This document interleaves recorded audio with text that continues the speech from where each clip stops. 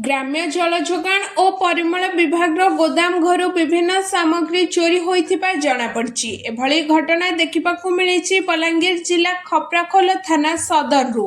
Khaprakhol block निकट रे थिबा ग्राम्य जल जोगाण और परिमल विभाग कार्यालय सम्मुखरे गोदाम घरे नलकूप मरामती सामग्री एवं नूतन मोटर सबु रखा जाइथिला, किंतु सामग्री बाहर करने आज सकाळू गोदाम घर को कर्मचारी माने जाइथिबा बेले सटर रे लागिथिबा ताला नथिला एवं अन्यपटे गोदाम घर बाहर गोटे नलकूपर सामग्री पड़िथिबा देखिबाको पाइथिले।